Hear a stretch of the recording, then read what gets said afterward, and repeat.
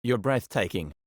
Serious. People of Reddit, what's your if I'm going down I'm taking you with me story? Dad pushed me into the pool, but before I fell in I grabbed his arm.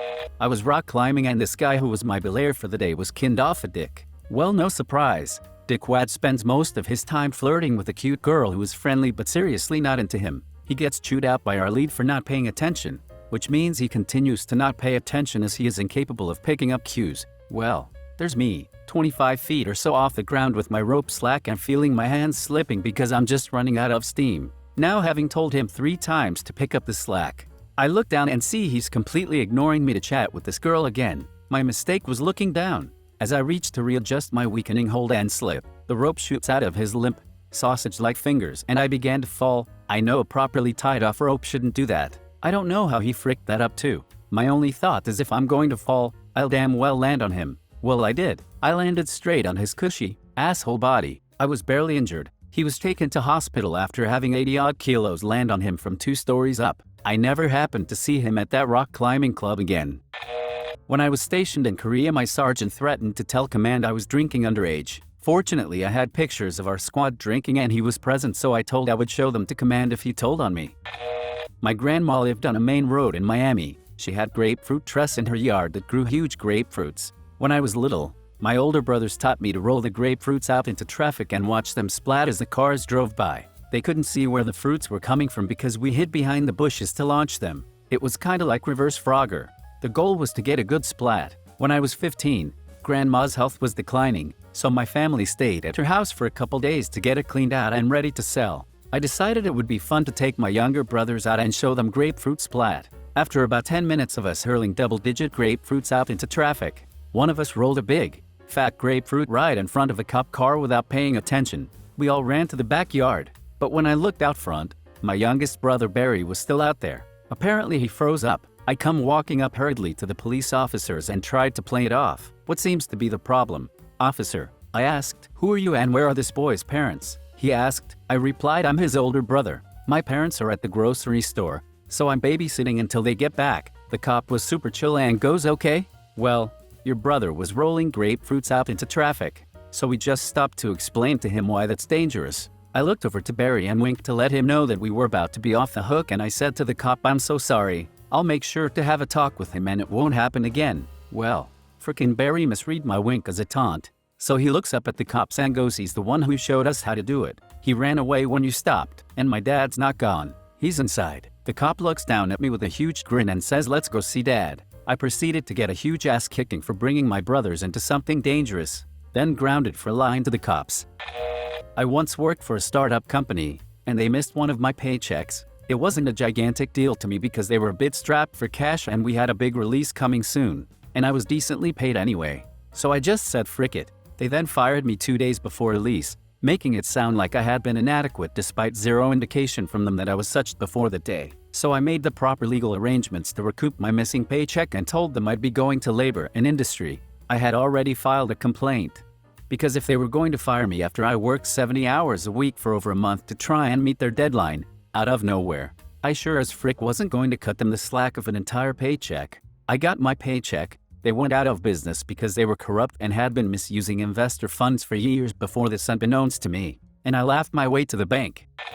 Current job, previous manager. I was on a team of 2, and when the lady I worked alongside with quit, they decided not to replace her. I have a young child, who as children so often do, gets sick a lot, being the only person on my team, and the most important role for our office to function since it is literally the first step in all our processes. I had a very hard time whenever I used my PTO with short notice. I had given my manager multiple ways to fix the issue, but she never would hear any of it. She also was in a remote office, so she had zero clue what I did with my day. She finally sent me a very angry email basically telling me I could not use my PTO for emergencies all the time when my son got sick. I wrote back a long, detailed list of every method I suggested to fix the issue, along with the fact that I was the only person in my position for months, and that our company policy states in bold letters that using PTO because you or your loved one is sick is not only acceptable, but encouraged. My manager responded to my email by stating she would forward my concerns to HR and that I should probably polish up my resume,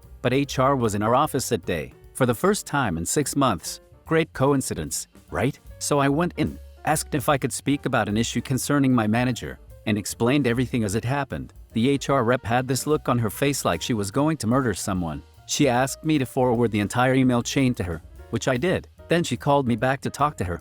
A few people I talked to were aware that the manager and I had issues, and the lead of every team in our office basically told the HR rep that the entire office can't function without me and that I've been doing the work of 3 people for 9 months. Later that day, my manager sent me a very angry message over email basically saying I was fired and that I was to pack my things immediately for failing to do my job and because I was causing a hostile work environment. I forwarded this to HR rep and then walked to her office and asked if I should pack my stuff. She looked at me and in a single, sweet sentence said not a chance. She's royally fricked. And that's basically how my manager went from making $80K a year to being fired on a Wednesday with no compensation, no benefits, and no way to collect unemployment. All around a productive day.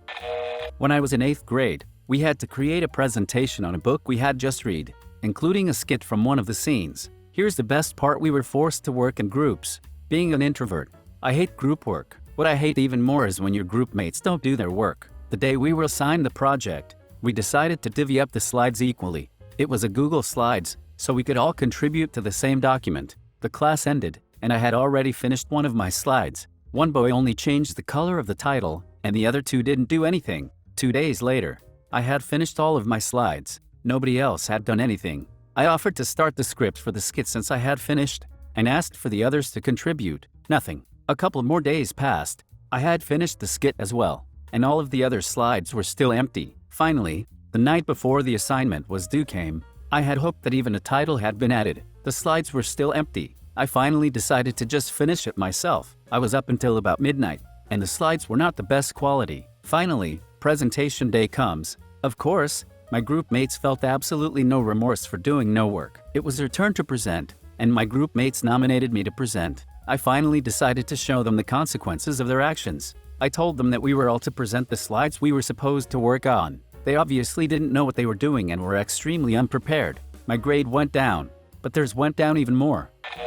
In 7th grade, my teacher decided to use process drama to teach about the Holocaust. He told us we can hide anywhere in the building, and if we successfully evade him looking for us, we will get a bunch of extra credit. Conversely, if we are caught, we will get 5 points for each other classmate we rat out. I hid successfully in the computer class under a spare TV cart that barely fit me. My soon-to-be not friend had chosen poorly in the same room and was easily found. Upon walking out, I very clearly remember him yelling, "Wait, Yams is in the corner under the cart." I can't remember being so mad at someone. Ratted out for a mere 5 points. I yelled at him and Def overreacted. The lesson being a process drama, that was kind of the point. To experience the fear and potential rage at your neighbors for ratting you out. For those of you who don't know, this lesson style is to give the student first-hand emotional connection to whichever content you'd like to teach. It's incredibly effective.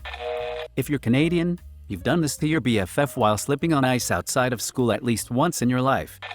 My uncle used to own a hardware store in our shitty little town. He wanted to put up a cover between 2 buildings that he owned, but the town council wouldn't let him. They never gave an real reason like, "We need to leave the area uncovered because of this building codes." They just went on a power trip and said, "You're not gonna do it." Eventually, due to some other power trips, my uncle threatened to move his shop a few towns over. Town council went all, "You're not gonna do it, and I dare you way." So my uncle did just that. If I remember correctly, he paid the most in taxes, so all the money the town was getting from him disappeared. Most of his employees were in high school and couldn't drive. When he moved, the kids went with him. Since the parents had to drive their kids to their job, they decided they would also pick up groceries and other things they needed while they were in the new town. So the cloth shop and grocery store went out of business. Since no one could get what they needed in our small town, just about everyone moved. Now the town is run down and there's barely anything here. My dad said it used to be a nice little town. Now hardly anyone lives here and everything is falling in. My uncle even warned the council, "If I leave, I will take this town with me." But they didn't listen.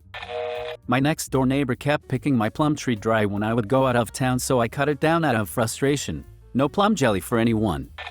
I had a group project I had to do with 4 other people. 3 out of the 4 were great, but there were roles each of us had to fill in the group for the project to work right. The final girl never once participated in the project, so her role was completely empty and it was dragging the rest of us down. We couldn't just fill in for her either because she kept her specific instructions to herself. The other 3 and I did the best we could, but her instructor didn't seem impressed. He had a few questions about how we came to our conclusion and who did what in the group. The other three were trying to keep focus on the roles they filled, but the instructor was asking about the role that the one girl skipped out on. I answered that we didn't have anything from that role because her ass didn't come to any of the project sessions. We just did what we could without her. Until that point, the girl that didn't do shit was standing there acting like she deserved any of the grade we all got. Once I said something, the other three girls confirmed that yes, Becky's ass did 0% of the work. She tried to say she was just really busy, but another girl shut her down by saying she saw her at several parties the past couple weeks. That girl got a 0 and the rest of us got like an 85 or around that number.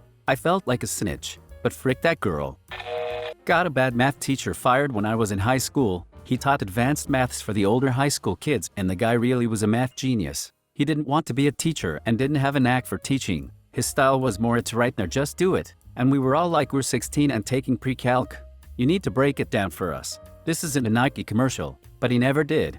He always skipped steps and we all were struggling. And we were kids who were talented with math and always got good grades and were in the accelerated math program. Over half of us were failing his class. I kept going to the principal and the head of the math department with complaints, and I encouraged all my classmates to do the same. Some kids dropped the class, but I stuck with it because I was determined that if I was going to fail that class, I was taking the teacher out with me. He wanted to be an expert mathematician for the government anyway. Teaching was just a fallback option for him. He told us about it all the time. So after half the class failed his class and the school had gotten a multitude of complaints about him from his students, they still couldn't fire him due to tenure. So the following school year, they scheduled him to supervise study halls and answer phones exclusively and didn't give him any classes to teach. He threw a fit and refused to do it. So they got him for insubordination. He has since moved on and landed his dream government job. And the school is rid of one shitty teacher. So overall, it was a win-win even though it brought my GPA down.